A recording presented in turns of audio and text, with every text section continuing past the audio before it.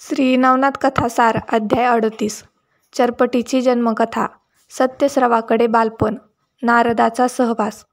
चरपटीच्या उत्पत्तीची अशी कथा आहे की पूर्वी पार्वतीच्या लग्नासमयी सर्व देव, दानव, हरिहर, ब्रह्मदेव आदी करून देवगण जमलेला होता.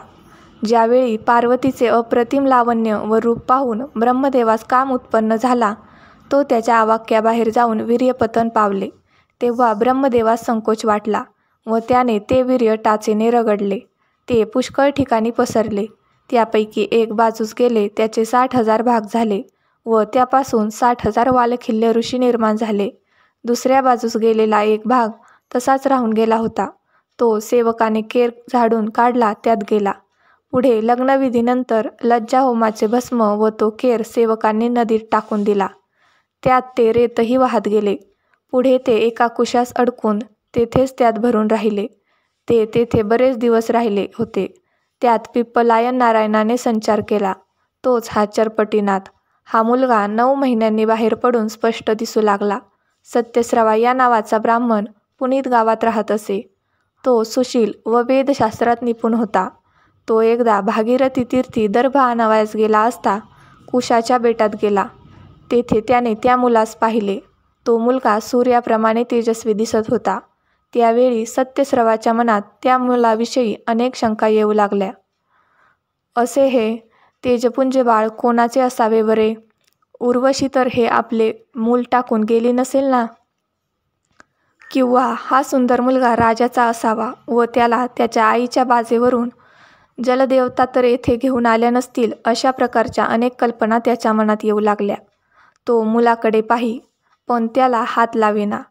आपण याच घरी घेऊन जावे हा विचार त्याच्या मनात येई.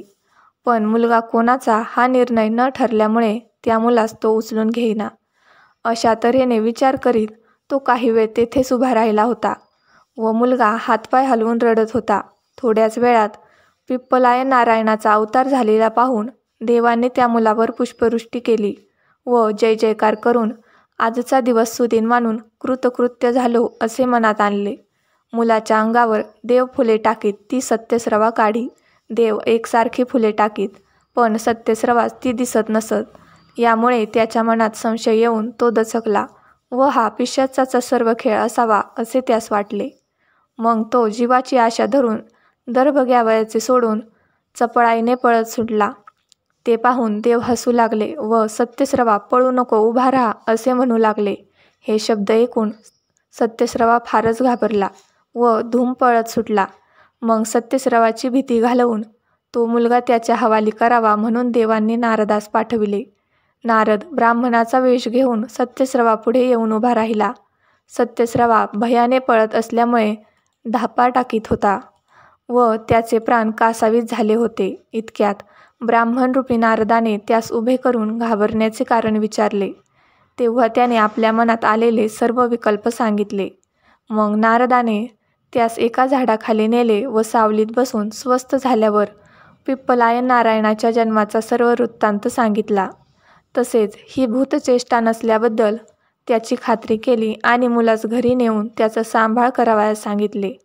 शेवटी नारद त्यास असेही म्हणाला की मी जे तुला वर्तमान सांगितले ते देवाचे भाषण असून त्यावर भरवसा ठेवून मुलास घेऊन जा व त्याचे उत्तम प्रकारे संगोपन कर.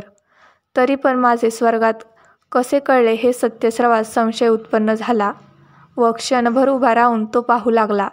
नारदाच्या कृपेने देव त्याच्या दृष्टीस पडले. मग सत्यस्रवाने नारदास म्हटले की तू सांगतोस ही गोष्ट खरी. मला येथून देव दिसत आहेत, पण तू आता मजबरोबर चल व तो मुलगा तेथून काढून माझ्या हातात दे.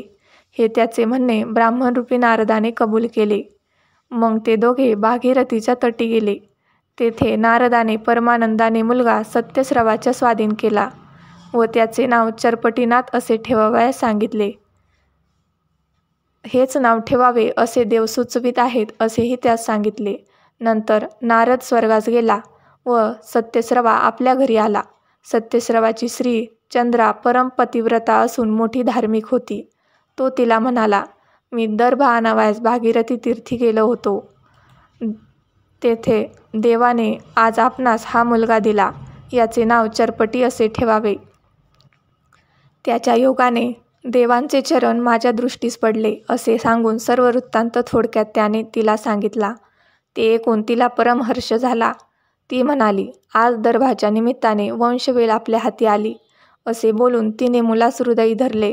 मग तिने त्यास नाऊ घालून स्तनपान करविले व पाळण्यात घालून त्याचे चरपटी असे नाव ठेवून ती गाणी गाऊ लागली. पुढे तो मुलगा उत्तरोत्तर वाढत चालला. 7व्या वर्षी त्याची सत्यस्रवाने मुंज केली व त्यास वेदशास्त्रात निपुण केले. पुढे एके दिवशी नारदाची स्वारी भ्रमण करीत करीत त्याच गावात आली.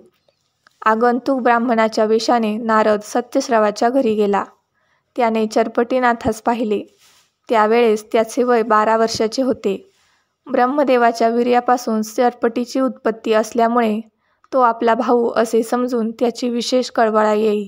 चरपटीनाथास पाहिल्यानंतर नारद तेथून निघून बद्रिकाश्रमास गेला व तेथे त्याने शंकर, दत्तात्रेय व मच्छिंद्रनाथ यांची भेट घेतली.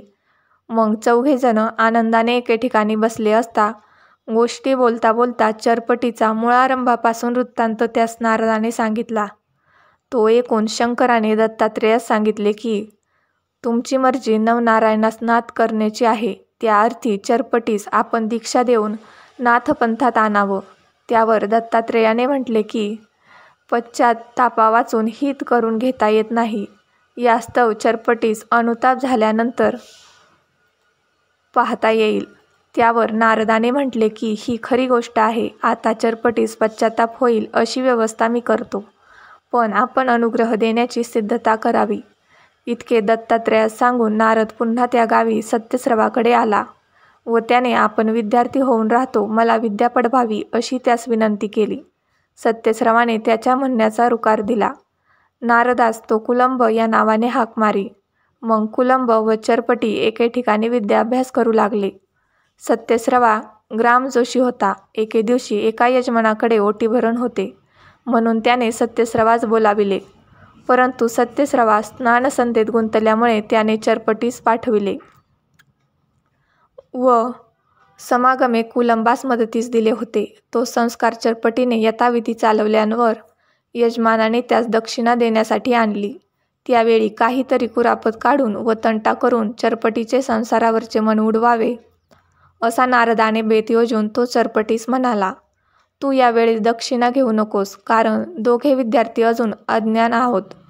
दक्षिणा किती घ्यावयाची हे आपणास समजत नाही व यजमान जास्त न देता कमीच देईल.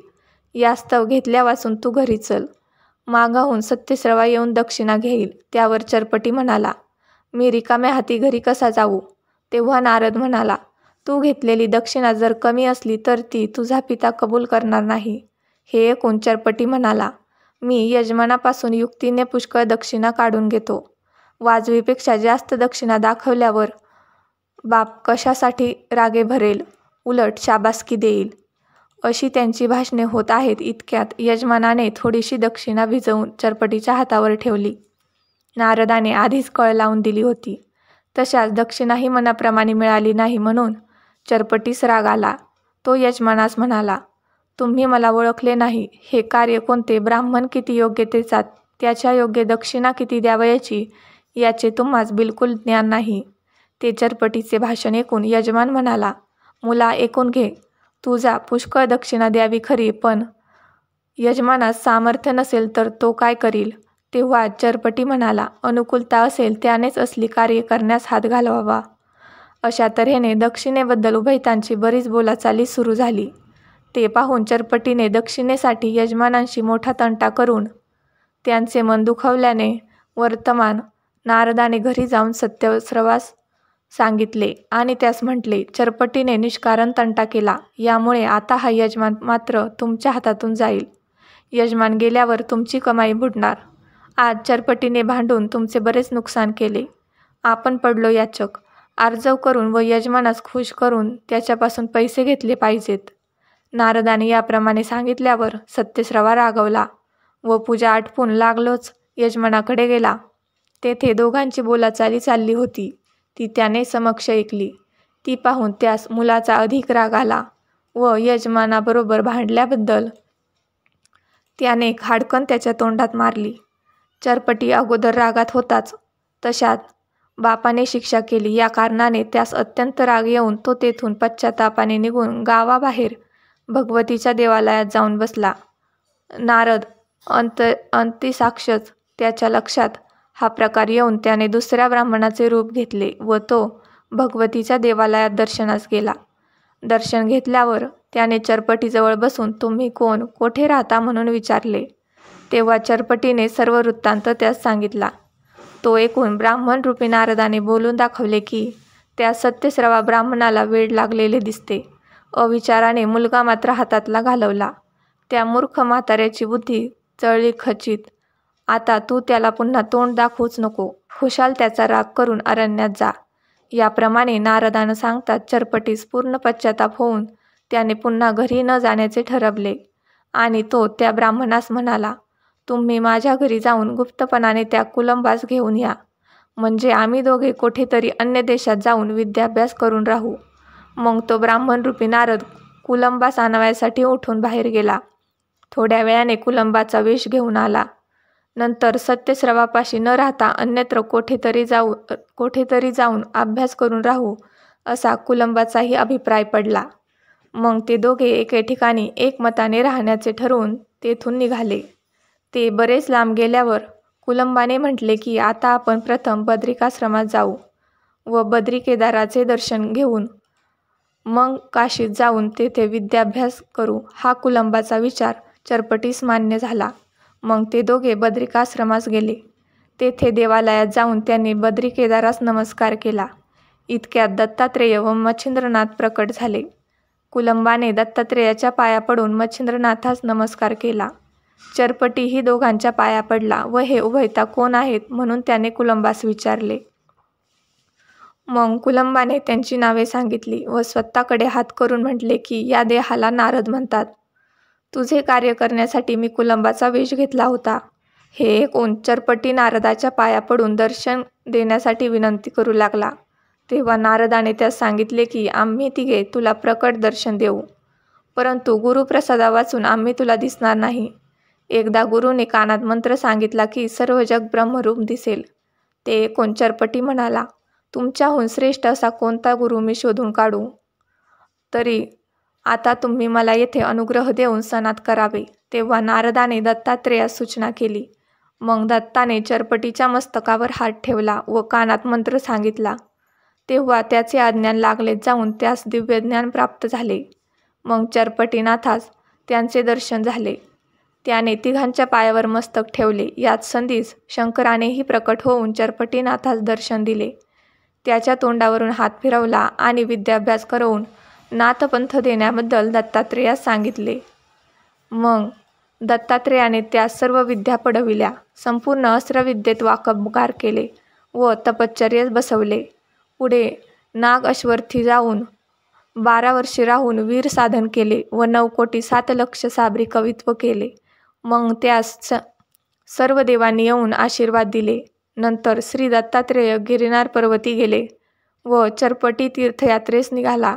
त्याने रामेश्वर, गोकर्ण, महाबळेश्वर, जगन्नाथ, हरिहरेश्वर, काशी आदी करून बहुतेक तीर्थे केली.